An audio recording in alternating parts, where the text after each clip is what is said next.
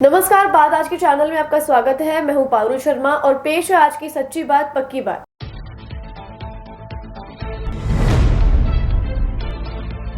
पुष्कर में दो विदेशी महिलाएं नशीले पदार्थ के साथ गिरफ्तार। दोनों ही नाइजीरिया के पासपोर्ट पर आई हैं भारत।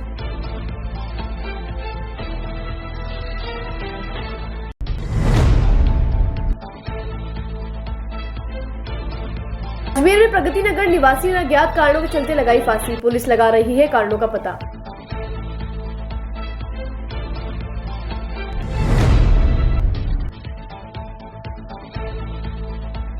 अजमेर दक्षिण से चुनाव लड़ रही अनिता भदेल ने 5 साल की उपलब्धियों को गिनाया। कांग्रेस को घेरा कई मुद्दों पर।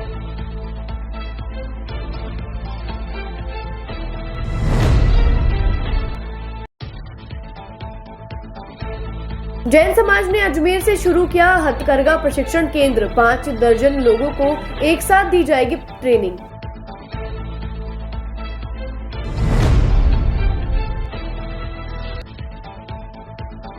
बात आज के चैनल प्रारंभ करने जा रहा है कार्यक्रम चुनावी चर्चा। चैनल हेड सुरेंद्र चतुर्वेदी के साथ कार्यक्रम में बात करेंगे राजनीति के पुरोधा।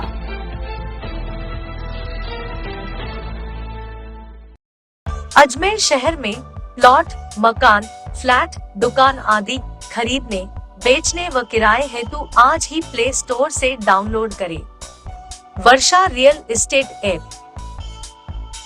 वर्षा real estate, a unit of Varsha Group, lets you live better.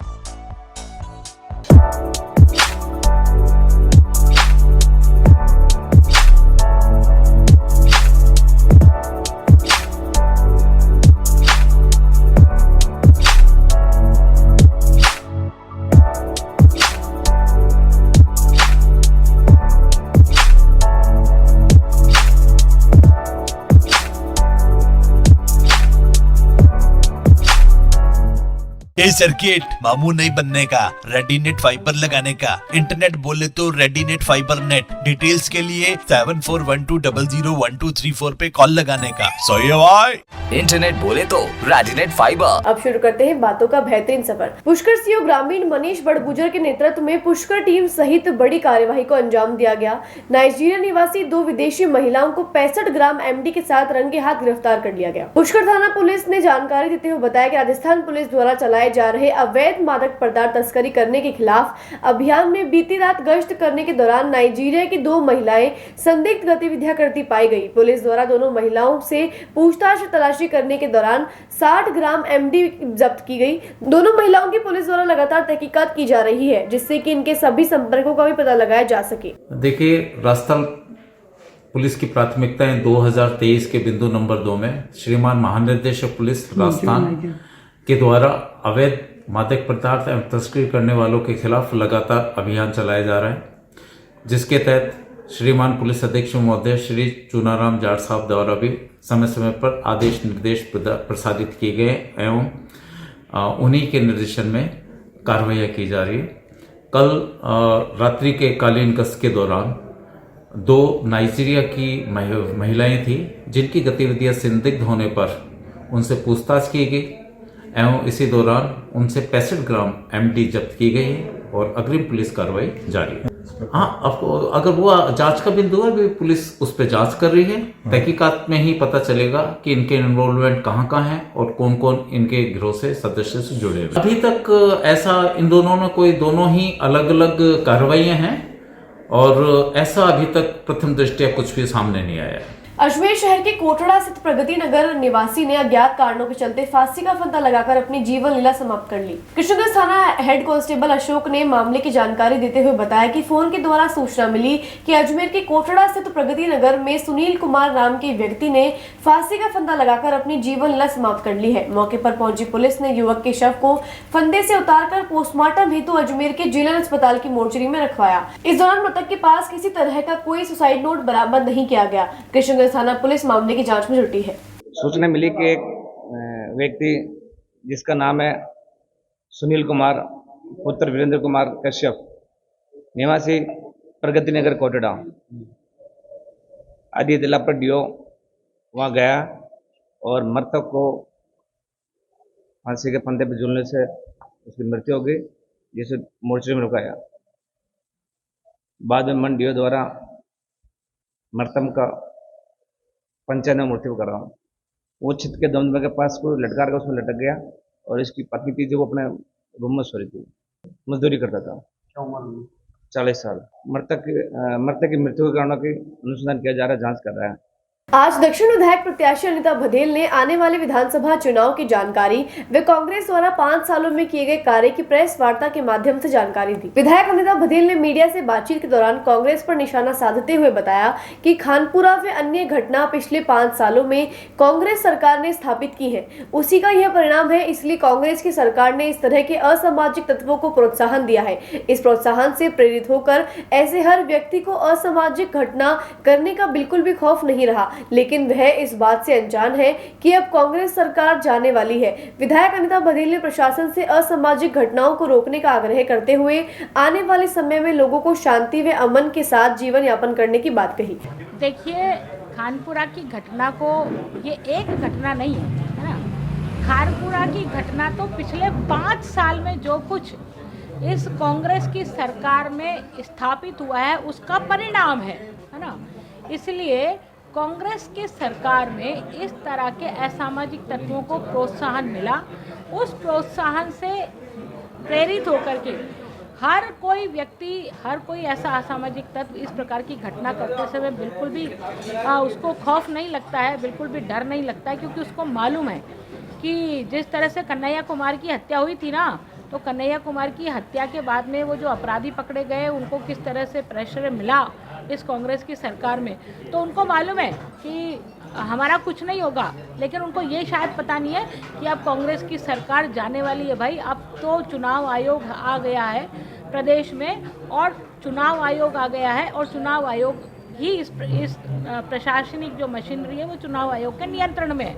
तो लेकिन कांग्रेस इसमें इसलिए दोषी है क्योंकि उन्होंने ये परंपराएं इस प्रदेश में स्थापित की हैं, और ये परंपराएं प्रदेश में स्थापित की है पिछले 5 सालों में। इसलिए प्रशासन को भी मैं कहूँगी कि इस तरह की परंपराओं को रोके, ताकि लोग शांति से, अमन से, सौहार्द से रह सकें। अजमेर में आज आचार्य दिगंबर जैन विद्यासागर महाराज की प्रेरणा से महाकवि पंडित भूरामल सामाजिक सहकार न्यास की ओर से अजमेर के महात्मा गांधी स्कूल के पास श्रीनगर रोड बडलिया में हथकरघा एवं हस्तशिल्प प्रशिक्षण केंद्र का शुभारंभ किया गया। जैन समाज के अध्यक्ष पवन जैन व सुनील जैन ने प्रशिक्षण के बारे में जानकारी देते हुए बताया कि अजमेर के इस केंद्र में 63 लोगों के साथ ट्रेनिंग दी जाएगी। साथ ही निःशुल्क प्रशिक्षण व 300 रुपए प्रतिदिन मानदेय भी होगा।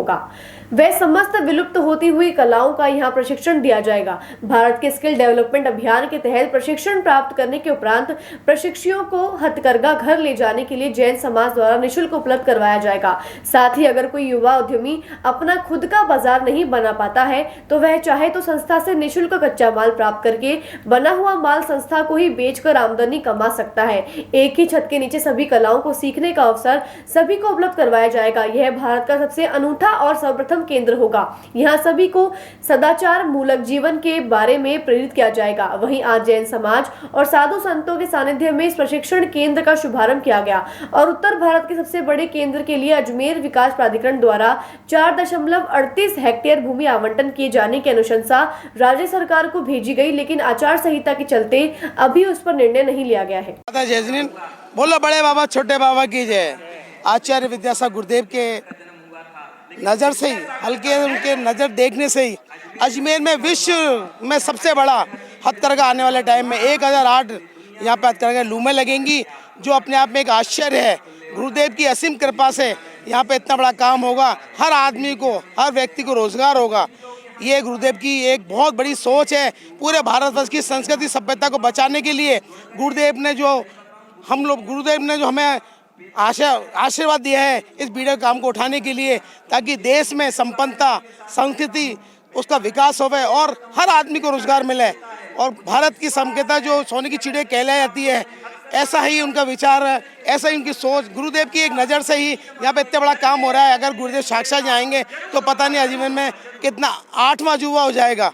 और ये हथकरघा बड़ले चौराहे पर यहाँ अभी 68 लूमें लगी हैं, आने वाले टाइम में 1008 लूमें बहुत जल्दी से जल्दी लग जाएंगी। ये गुरुदेव के आशीर्वाद से ही सब संभव है। और आज की तारीख में यहाँ 68 लूमों का यहाँ पे उद्घाटन है, इसकी शुरुआत है। हाथ से बने कपड़ों की जो विश्व रूपी बड़ी बड़ी कंपनियां हैं वो यहाँ पे बहुत कम रेट में लोगों को मिलेगी, रोजगार मिलेगा, घर घर रोजगार मिलेगा और लोगों के मन में जो अपनी सभ्यता संस्कृति है बचाने का पूरा एक सहयोग भी मिलेगा और गुरुदेव का पूरा आशीर्वाद भी मिलेगा सबको। जय गुरुवर विद्यासागर जी महामुनिराज का जन्म दिवस है। इस उपलक्ष्य में आज अजमेर शहर में सकल जैन समाज के द्वारा एक हथकरघा केंद्र जो स्थापित किया गया है बडला स्थित, वहाँ पर उसका आज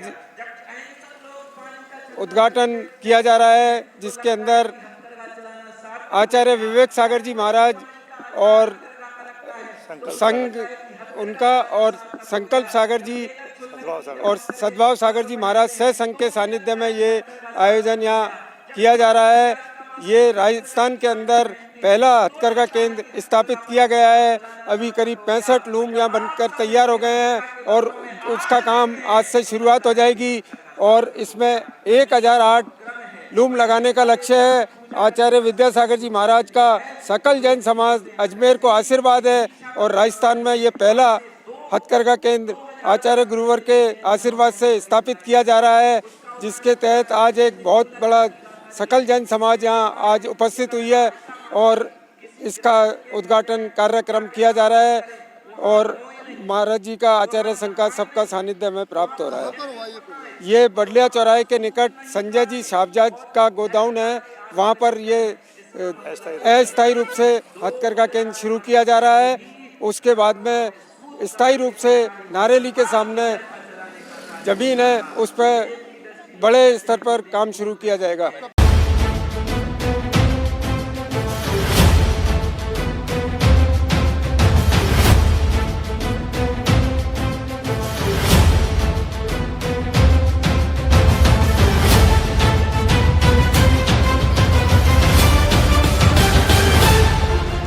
अतिशीघ्र प्रारंभ होने जा रहा है हमारा नया कार्यक्रम चुनावी चर्चा। मौजूद रहेंगे चैनल हेड सुरेंद्र चतुर्वेदी के साथ राजनीतिक विशेषज्ञ। देखना ना भूलें रोज शाम 5 बजे रेडियंट चैनल नंबर 251 और RM चैनल नंबर 21 पर। बातों को देते हैं एक छोटा सा विराम, जल्दी मिलते हैं एक नए सफर पर। अजमेर शहर में प्लॉट, मकान, फ्लैट, दुकान आदि खरीदने, बेचने व किराए हेतु आज ही प्ले स्टोर से डाउनलोड करें Varsha real estate app. Varsha real estate, a unit of Varsha group, lets you live better.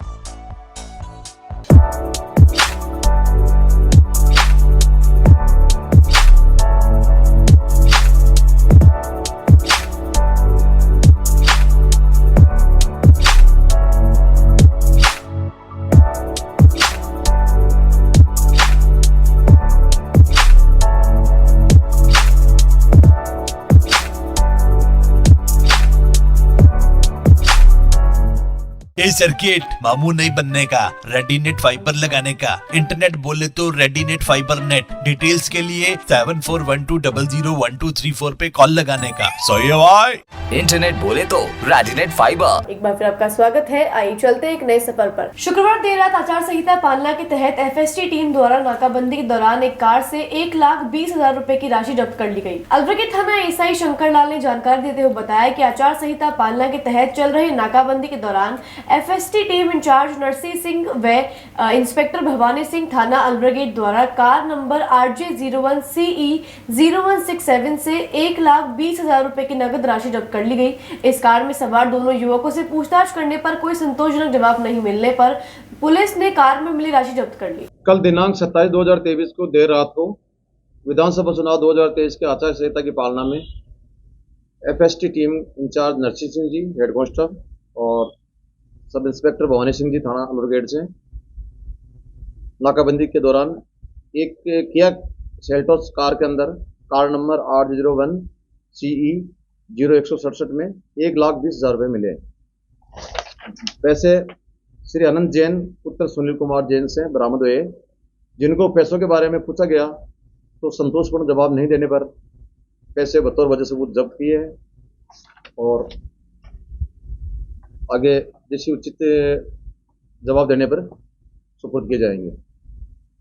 Jaipur road के पास सिविल लाइन थाने के बाहर लगातार 3 दिनों से पानी बहने के कारण हजारों लीटर पानी नष्ट हो रहा है, लेकिन प्रशासन द्वारा इस बात की कोई सुध नहीं ली जा रही है। आपको बता दें, यह लाइन मेषाली कॉलोनी की मेन लाइन है, जबकि लगातार 3 दिनों से यह पानी इसी तरह बर्बाद हो रहा है। अजमेर में पानी की सप्लाई 4 से 6 दिनों में की जा रही है, उस पर पानी की ऐसी बर्बादी पर प्रशासन द्वारा बिल्कुल भी ध्यान नहीं दिया जा रहा है। ये जयपुर रोड पे सिविल लाइन थाने के पास बाहर वहाँ पे पानी डुल रहा है, हजारों लीटर। 3 दिन हो गए मिट्टी के साथ पानी निकल रहा है, फुहारे की तरह चल रहा है, और ये करीबन अभी 1 घंटे चलेगा, ऐसे ही रोज चलता रहता है। इसी तरह इंदिरा कॉलोनी के अंदर भी आगे भी फूट रहा है, वहाँ भी ऐसे ही पानी के फुहारे चल रहे हैं।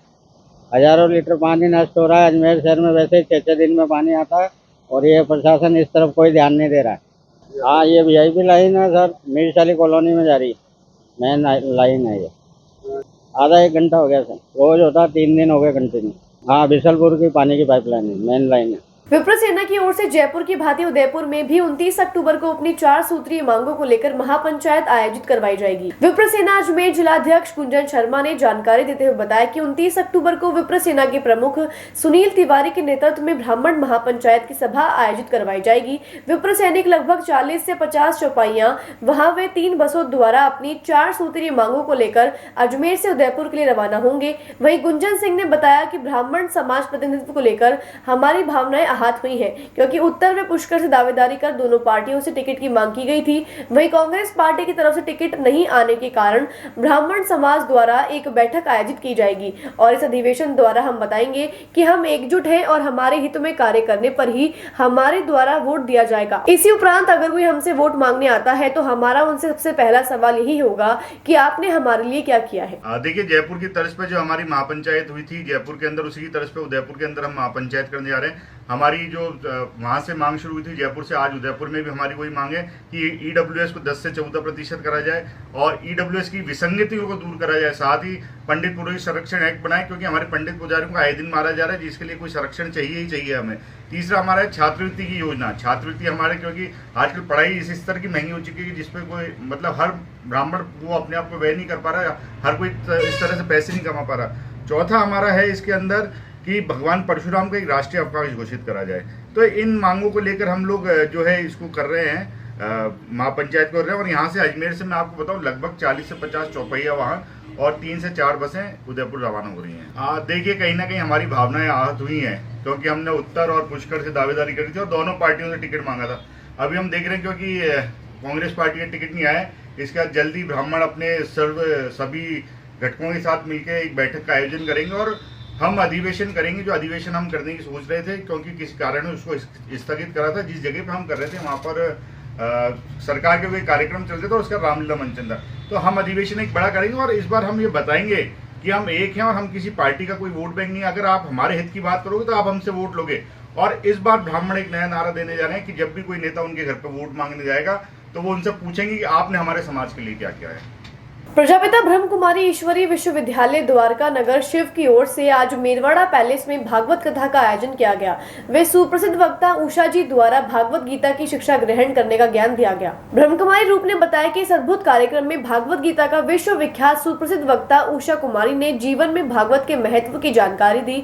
वह इस कार्यक्रम के अंतर्गत आदरणीय राजयोगिनी शांता देवी जी, जो कि हमारे संभाग क्षत्रिय संचालिका है, जो कि उन्होंने the theme international university Paris द्वारा सम्मानित है। आज इन्हीं दोनों के सानिध्य में आने को लोगों ने हजारों की संख्या में मेरवाड़ा पैलेस पहुंचकर द्वीप प्रज्वलित कर इस आयोजन की शोभा बढ़ाई। इसी के साथ सदगुरु स्कूल के वाइस प्रेसिडेंट राजा थरानी व विजय सोगानी ने इस कार्यक्रम के लिए स्थान उपलब्ध करवाने में अपना महत्वपूर्ण योगदान दिया।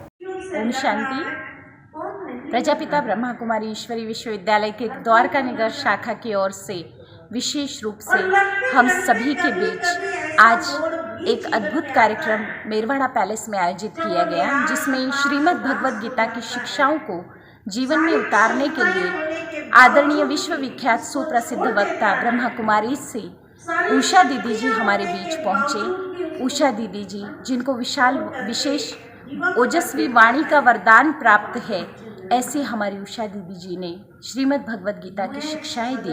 और इस कार्यक्रम के अंतर्गत आदरणीय राजयोगिनी शांता दीदी जी, जो कि अजमेर संभाग की क्षेत्रीय संचालिका है, उन्हों को the Thames international university Paris की ओर से विशेष आध्यात्मिकता में अनेक आत्माओं की जीवन बनाने हेतु स्पिरिचुअलिटी के रूप में डॉक्टरेट प्रदान किया गया। ऐसी आदरणीय शांता दीदी जी और उषा दीदी जी के सानिध्य में अजमेर के अनेकों लोगों ने हजारों की संख्या में पहुंचकर मेरवाड़ा पैलेस की शोभा बढ़ाई।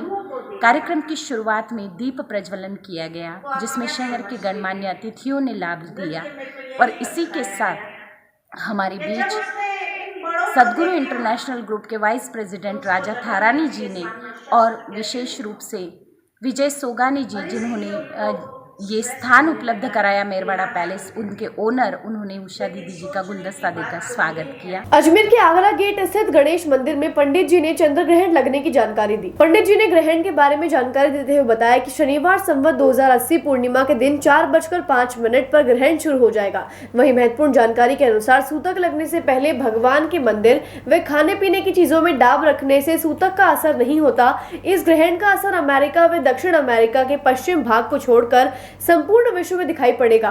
वहीं पंडित जी ने बताया कि इस बार नियमानुसार ना ही खीर बनाई जाएगी और ना ही चंद्रमा की रोशनी से अमृत बरसेगा। इस ग्रहण का भार मेष, कन्या, वृष और मकर राशि पर ज्यादा रहेगा। ग्रहण का प्रभाव, ग्रहण शाम को 4:05 पर सूतक लग जाएगा। अभी जो दिन में 12-1 बजे पट मंगल हो जाएंगे भगवान के, उसके बाद में कल सुबह खुलेंगे। आज से शुक्ल पक्ष संवत 2080 पूर्णिमा का दिन शनिवार शाम को 4:05 पर ग्रहण का सूतक, चंद्र ग्रहण 9 घंटे पहले, सूर्य ग्रहण 12 घंटे पहले सूतक लग जाता है। उसके बाद में कोई पूजा पाठ नहीं होती है। सूतक लगने से पहले भगवान को विश्राम कराने से पहले डाब रख देनी चाहिए। घर में भी अपन कुछ खाने पीने की वस्तुओं में डाब रख देनी चाहिए, जिससे सूतक का कोई दोष नहीं होता। रात्रि 1:32 से रात्रि 11:32 पर सूतक प्रारंभ हो जाएगा, जो 2:25 तक सूतक चलेगा। सुबह 5 बजे पट खुलेंगे। यह ग्रहण अमेरिका और दक्षिणी अमेरिका के पश्चिम भाग को छोड़कर संपूर्ण विश्व में यह ग्रहण दिखाई देगा। तो इस ग्रहण की मान्यता है, ग्रहण के अंदर नियम संयम से रहना चाहिए। चंद्र ग्रहण है, आज खीर भी नहीं बनेगी, चंद्रमा की रोशनी से अमृत भी नहीं बरसेगा। यह ग्रहण है मेष, वृष, कन्या, मकर राशि वालों के लिए भारी है। ग्रहण तो किसी भी राशि वालों को नहीं देखना चाहिए, लेकिन इन राशि वालों को भारी है। सिंह, तुला, धनु, मकर वालों के लिए साधारण मध्यम है और मिथुन, कर्क, वृश्चिक, कुंभ राशि वालों के लिए ग्रहण बहुत ही अच्छा है। ग्रहण से के समय जो कर सकते हैं भगवान का स्मरण करना चाहिए और ग्रहण के बाद में अन्न का दान करना चाहिए, वस्त्र का दान करना चाहिए। यह ग्रहण कई राज्यों में होगा। अश्विनी नक्षत्र और मेष राशि के ऊपर यह ग्रहण पड़ेगा, तो मेष राशि वालों को तो बिल्कुल इस ग्रहण देखना अशुभ है। ग्रहण से पूर्व भगवान के पर्दा लगा देवे। घर में जो वस्तुएं खाने पीने की है उनमें थोड़ा थोड़ा डाब आती है, डाब का टुकड़ा, सब मंदिरों में डाब रहती है, डाब का टुकड़ा खाने पीने की वस्तुओं में डाल देवे तो किसी प्रकार का कोई दोष नहीं रहता है। गर्भवती महिलाएं, बच्चे, रोगी, इनको ग्रहण का कोई भी दोष नहीं है। ये सब ग्रहण में भोजन कर सकते हैं और बाकी जो नियम से रह सकते हैं वो शाम को 4 बजे पूर्व भोजन कर ले। ये पूर्णिमा का तो पूर्णिमा का आज 3 बजे पूर्व कथा करके भोजन कर ले, तो फिर कोई दोष नहीं है। शाम को 4 बजे बाद में कथा कुछ भी नहीं कर सकते हैं। ये खीर भी कल बना सकते, खीर कल बनाओ, भगवान के भोग लगाओ आपके मंदिर में, लेकिन पूनम का महत्व जो है वो आज का ही है, तो आज के दिन खीर नहीं बनेगी। बातों को देते हैं एक छोटा सा विराम, जल्दी मिलते हैं एक नए सफर पर। अजमेर शहर में प्लॉट, मकान, फ्लैट, दुकान आदि खरीदने, बेचने व किराए हेतु आज ही प्ले स्टोर से डाउनलोड करें Varsha real estate app. Varsha real estate, a unit of Varsha Group, lets you live better.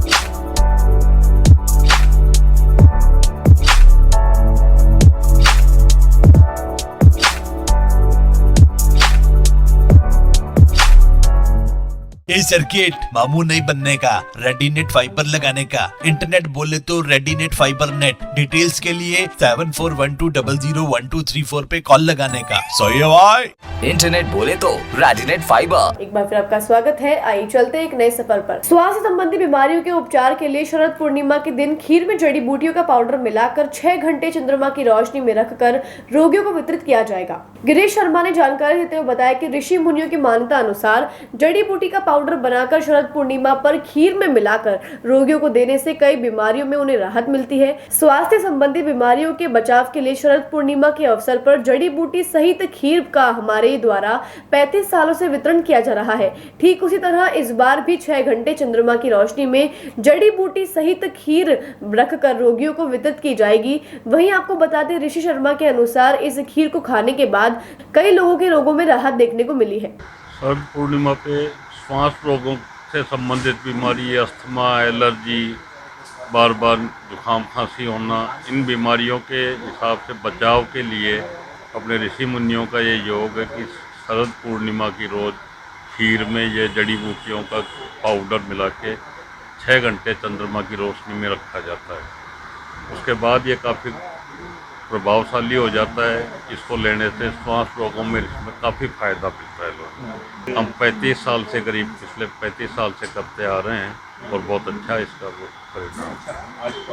हाँ, ये अब कोई इलेक्शन की वजह भी हो सकती है, लोग बाग बिजी भी हैं, दीपावली त्यौहार का टाइम है, चंद्र ग्रहण की भी कारण हो सकता है, चंद्र ग्रहण की वजह से कंफ्यूज थे लोग।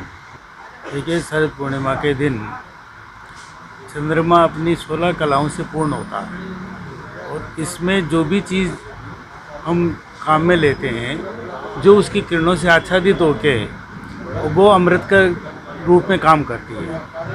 हम जो ये जो खीर बनाते हैं, इसमें चंद्रमा की 16 कलाओं का समावेश होता है। इसके अलावा जो मेडिसिन इसमें डालते हैं, वो मेडिसिन जो है वो भी 16 कलाओं से और उपयुक्त हो जाती है।